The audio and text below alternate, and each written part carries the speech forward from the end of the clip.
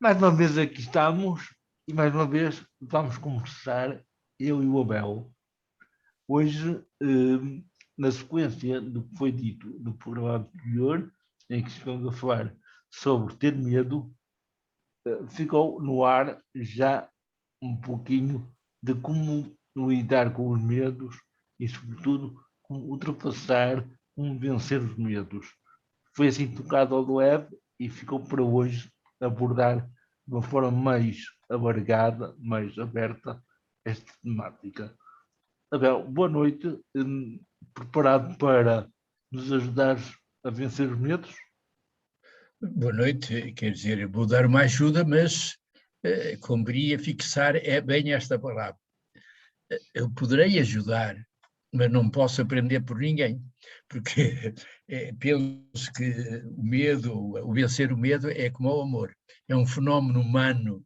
Como é que é dizer, o medo é um fenómeno humano complexo, como o amor é um fenómeno humano complexo. E como se diz que, sendo um fenómeno complexo, é um fenómeno que ninguém pode ensinar a ninguém, ninguém pode ensinar e ninguém. O amor também ninguém pode ensinar ninguém a vencer o medo. Mas podemos aprender a amar e podemos também aprender a vencer o medo. E eu vou tentar, enfim, partilhar com quem me ouvir umas ideias que me parece base, me parece importantes para vencer o medo. E a primeira coisa que eu diria é que o que há a fazer é aquilo que eu já aqui falei uma vez sobre uma citação do Júlio Roberto, que me ajudou muito na minha fase da adolescência, juventude, aquelas cartas ao amigo, cartas da mulher, que hoje estão publicadas com o título Antologia do Essencial, e ele então, cartas a mim mesmo, no Cartas a mim mesmo tem esta: um dia senti-me tolhido pelo medo, procurei saber-lhe a origem e o medo desapareceu. Hoje, claro, já temos outros conhecimentos de psicologia, ainda que a psicologia continua a ser a grande incógnita, porque é sempre querer saber quem é o homem, e o homem é sempre um mistério, que não há filosofias, não há psicologias, não há teologias que desvendem, pelo menos em termos de linguagem comum a toda a gente, mas pelo menos podemos dizer isto.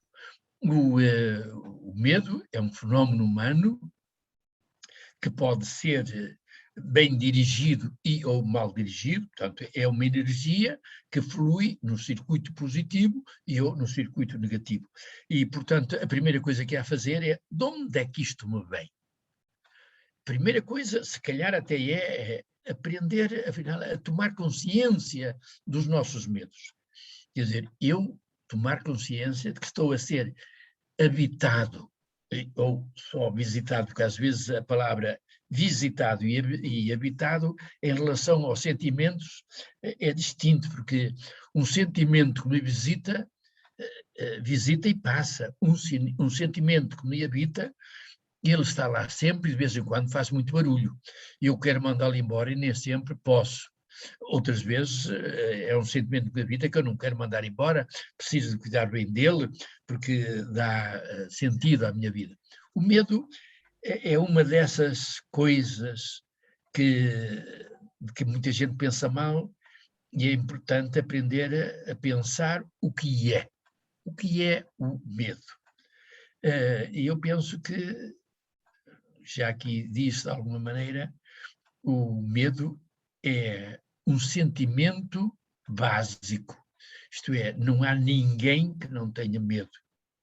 Até o povo, na sua linguagem, às vezes um pouco irreverente, mas, enfim, muito sugestiva, o povo diz: quem tem cu tem medo. Então, quer dizer que qualquer pessoa, para sobreviver, ela precisa de acolher e de saber lidar com o medo. Claro que os medos são tantos e às vezes tão fantasiosos, tão irreais, tão não sei o que, é que todo o tempo que a gente possa dedicar a perceber o que é isto de medo e depois, a partir daí, de ir tomando consciência, ir trabalhando, ir aprendendo as técnicas que é preciso aprender para, enfim, vencer o medo, porque eu já aqui também já disse que é importante o CTA do medo. O CTA é a sigla de a ciência. É preciso estudar o medo. A técnica, é preciso estudar técnicas para vencer o medo. E a arte, pois cada um tem de, conforme a sua história de medo, de ser de medo, todos nós somos seres de medo, somos seres menos que nos sentimos, ou seres que nos sentimos menos em relação àquilo que nós, consciente ou inconsciente, como que sentimos que é mais. Portanto, isto, a partir daqui, pronto, nós Mas, poderíamos... mas da maneira como estás a falar, dá a entender que nem qualquer pessoa consegue vencer o medo. Ou seja, uma pessoa que não tenha, que não seja culta, também consegue vencer o medo? Vamos lá ver. A primeira coisa é distinguir bem medos que são para vencer e medos que são para cultivar. Porque o medo, sendo um sentimento base, nós não podemos... É como a raiva. A raiva, eu nos cursos fazia sempre esta pergunta, assim, a raiva é um sentimento bom ou mau? Toda a gente me dizia mau. E depois, quando eu explicava a importância da raiva, todo mundo ficava com um certo respeito pela raiva. E o medo é a mesma coisa. O medo é um sentimento básico. Quer dizer que não há ninguém que possa viver sem medo. Repara, nós estamos aqui os dois. Penso até que já falámos nisto. Se, entretanto, houvesse um tremor de terra e este edifício começasse a cair, o que é que nós fazíamos? Fugíamos. Fugíamos sem pensar, Claro. nem sequer, se calhar, nos despedíamos. Exatamente. O que é que nos leva a fugir? É uma consciência inconsciente, é o nosso ego que tem consciência, ele é o encarregado do nosso bem-estar. Mas então, isso é um medo inato, não é? É um medo natural. Esse é inato, faz parte da nossa Constituição. Mas há aqui os medos mais psicológicos. Claro. E o que nós queremos é os tais psicológicos. Porque este é uma bênção. E sabes que há gente que padece de atonia do medo. Isso é perigoso. E essas pessoas são temerárias, quer dizer, não têm consciência dos riscos que estão a correr. E isso faz muita falta na vida, porque a pessoa, o risco deve ser medido. Então, os medos que habitualmente se dizem como vencer são medos psicológicos, são coisas que outros, ao longo da nossa história, a nossa história começa, digamos, no ventre da nossa mãe. E, segundo alguns, ela começa 50 anos antes, quando o pai e a mãe começaram a cuidar de si para se tornarem um homem de qualidade, uma mulher de qualidade. Aí começou a história, a nossa história. Essa gente começou a preparar-se para nos dar vida, para se continuar em nós. Ora, segundo, nós fomos fruto de um casal que se preparou para ter um filho, ou somos como é fruto, como é que diz a canção do Padre Zezinho, fruto de um de repente, impensado, indesejado, nós logo nascemos com uma predisposição diferente daquela que, quando nascemos desejados, queridos, planeados. Então, muitos dos nossos medos são já lá de trás. E é importante nós tomarmos consciência que medos é que nos estão a afetar, de que medos é que nós precisamos de nos libertar. Porque eu gosto muito daquela história do pai que estava a ver um circo e de repente lá entrou um domador, entrou com o elefante, ele era à vontade, e trazia o elefante preso por um fiito. E chegou lá ao canto do palco, pregou um preguito e atou o elefante ali. E o elefante ficou ali quietinho. E o miúdo, a ver aquilo, disse: "Oh, papá, por que é que o elefante não foge? O fio é fininho." E o pai explicou-lhe: "Sabes, é que quando o elefante era pequenino, o pai amarrava uma estaca para ele não fugir. Ele tentou 1000 vezes, mas como não podia, às tantas, resolveu, para não sofrer mais, resolveu convencer-se que não era capaz. Depois ele cresceu, mas ficou com aquela na cabeça, com a sua cabeça de elefante. E agora basta ver o fio, ver a estaca e ele lá está. Está convencido que não consegue. E por isso é que o brilhador faz aquilo. É engraçado que ainda há dias andou por aí na net uma figura de um burro, assim, um burro normal, atado com a uma cadeira destas de plástico da esplanada. E o burro estava quietinho, porque tinha na cabeça que quando está atado é escusado lutar. E a maior parte das pessoas, o que elas precisam tomar consciência é que estão amarradas às suas estacas lá de infância. E então o primeiro passo a dar é tornar-se consciente de que medos e de onde é que eles me vêm e que estaca é que está lá.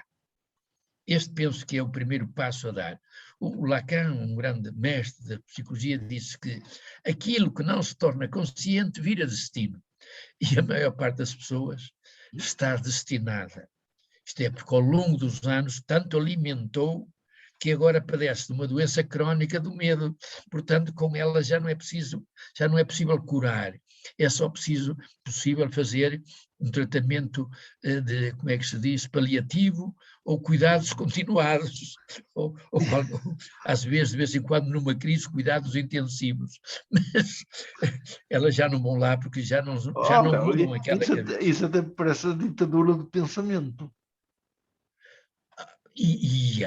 Repare que há pessoas que já não pensam, já só são pensadas e têm medo de pensar. Pensar, exatamente. Há pessoas que têm medo até da liberdade, têm medo de si próprias. Pessoas que não conseguem estar sozinhas, têm de ter sempre barulho à volta, têm de estar sempre ocupadas, porque elas estarem consigo, são tantos e tais os medos, e é tanta e tal a sua impreparação para lidar com os medos. Por isso é que, digamos, aquele meu amigo que eu já falo tantas vezes, o Leo Buscaglia, escreveu aquela: o que há de mais urgente a fazer na vida humana é aprender a dizer as nossas convicções. Porque nós às vezes temos convicções muito erradas, mas se nós aprendermos a dizê-las, elas funcionam em nós, a convicção funciona em nós como uma evidência. Mas às vezes, partilhadas com outra, com jeito, com respeito, a gente pode ir tomando consciência que muitas das nossas convicções estão erradas, são convicções errôneas. E o segundo passo é aprenda a dizer os seus sentimentos honestos.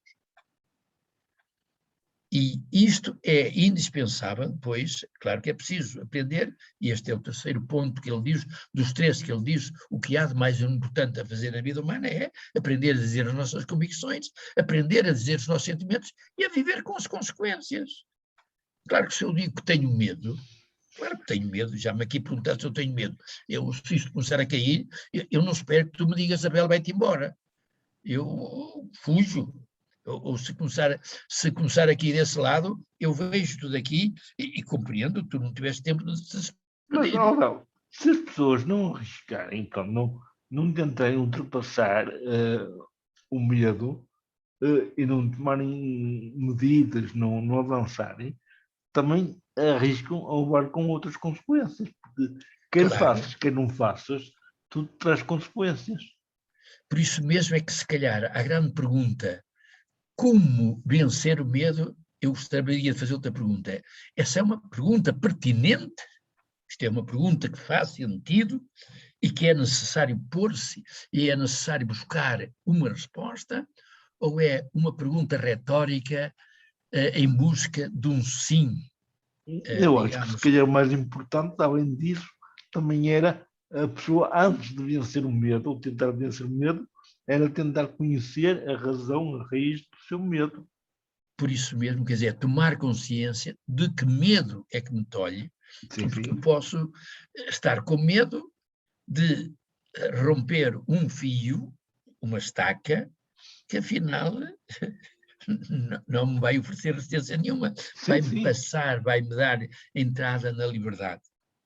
E as pessoas, no fundo, aquele conto que já ouviste contar muitas vezes, com certeza, que aquele rei que tinha um procedimento esquisito com os seus prisioneiros. Portanto, cada batalha que ele, quando entrava numa guerra, em cada batalha que ele trazia os seus prisioneiros e não os matava.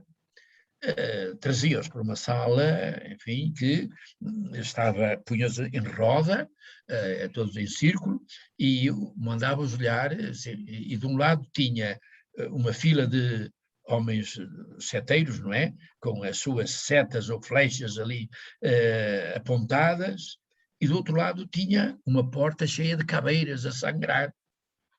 E ele dizia, pronto, agora a decisão é vossa. Podeis sair por esta porta ou podeis ser abatidos pelas flechas. Uhum.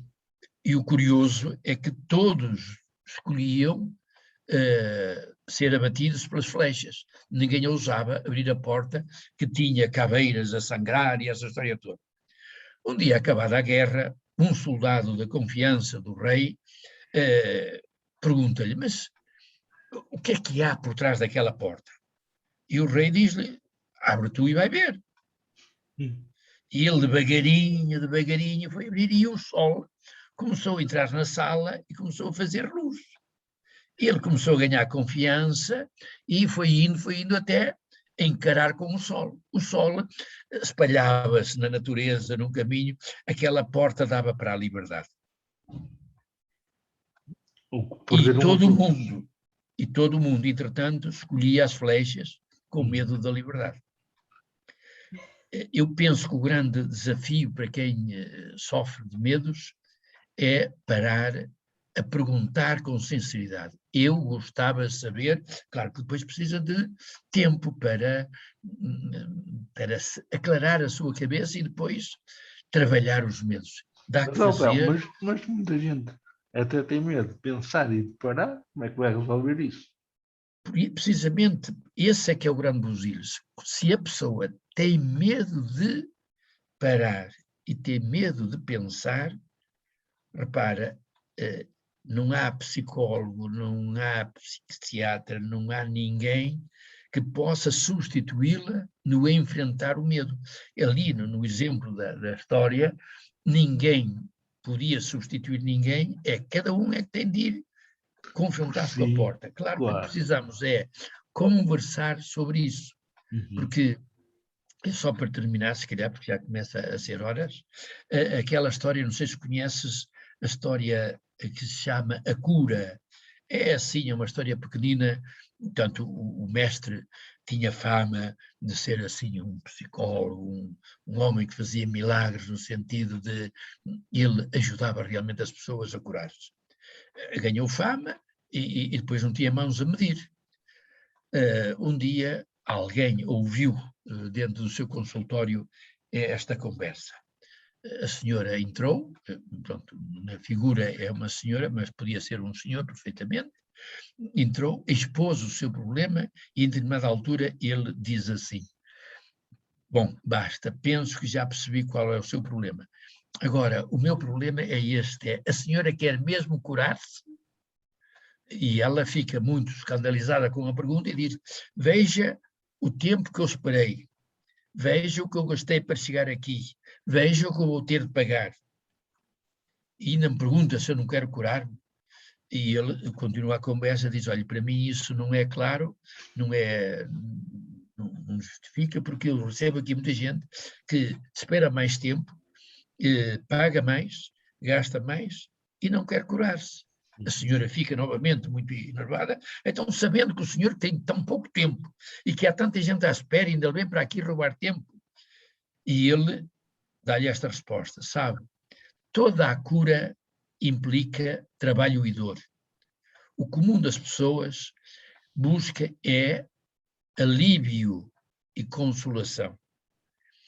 Há muita gente que pergunta como vencer o medo, mas quer assim qualquer coisa, aquelas máquinas que a gente diz, entra porco e sai chouriço, carrega-se num botão e já está como se fosse computador.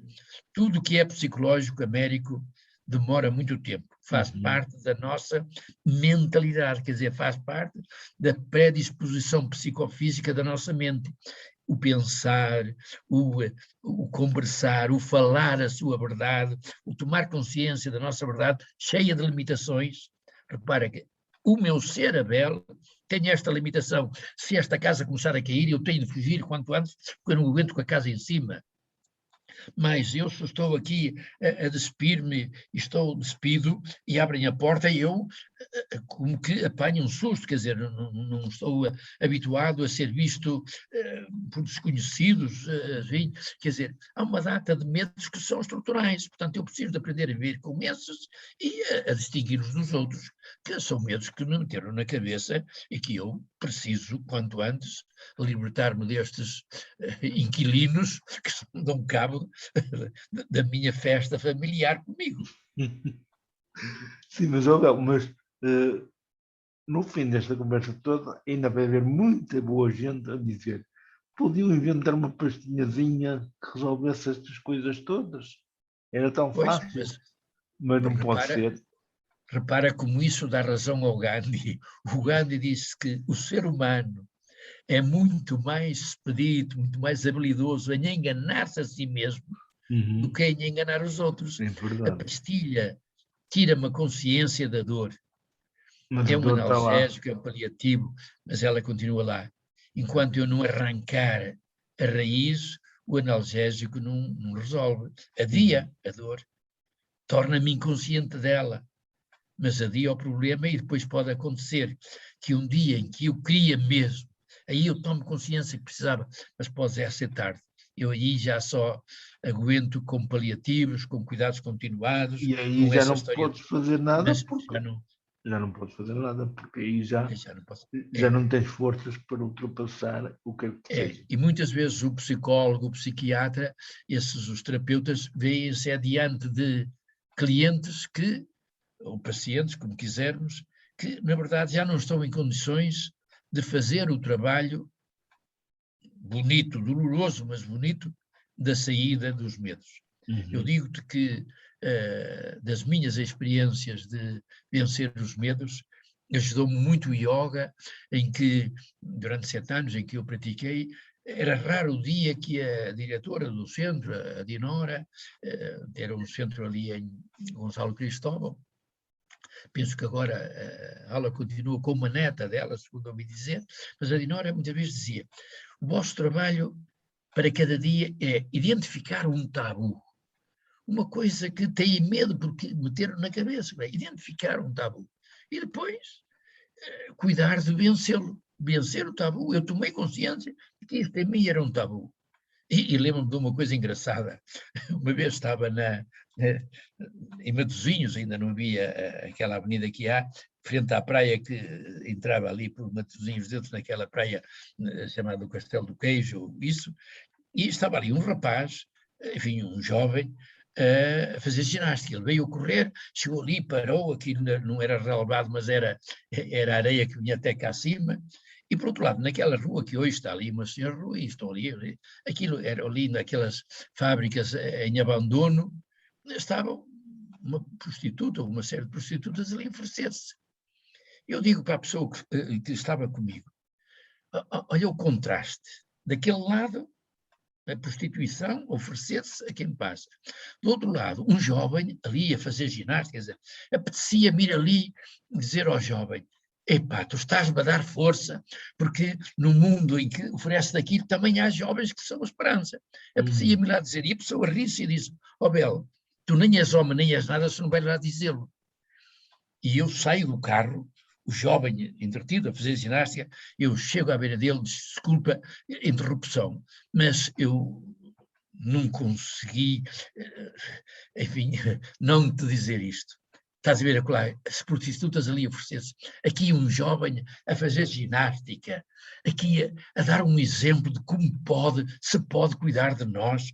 Opa, isto para mim, que já estou a ficar velho, dá-me cá uma força para continuar a acreditar na juventude, tu não acreditas. Ele ficou assim muito atrapalhado e disse: tem de ser. Mas para ele não sei o que significou, para mim e eu fiz dezenas de coisas destas, quer dizer, eu sentir o desejo de desabrochar, vir o medo, o tabu, podem pensar isto ou aquilo, e eu, não senhor, eu vou dizer. E depois comecei a valer-me de um princípio que ainda hoje gosto de repetir, mesmo na certeza de que a mensagem não vai ser interpretada ou não vai ser recebida, eu não estou dispensado de enviar. Quer dizer que eu preciso, se quer vencer o medo, posso não conseguir logo à primeira, mas eu preciso tentar. Se a mensagem não passa, pelo menos eu fiz o treino. Então vamos acreditar que a tua mensagem e este programa passe no coração e na mente de cada um de todos aqueles que nos costumam escutar e que os ajudem realmente a vencerem, pelo menos a conhecerem os seus medos, as raízes dos medos, e a vencer e a serem mais felizes. É uma boa ideia, não é? Partindo por esse ponto. Repara, Américo, já tenho dito muitas vezes, eu espero que alguém aproveite, mas a mim basta-me esta certeza. Se ninguém aproveitar, se mais ninguém aproveitar, eu de me preparar para conversar contigo, tu que me ajudas a sacar cá para fora coisas que me habitam e que às vezes nem eu sabia que havia cá tanta coisa já armazenada quanto a esta matéria, eu enquanto me preparo vou anotando. E isso faz-me bem.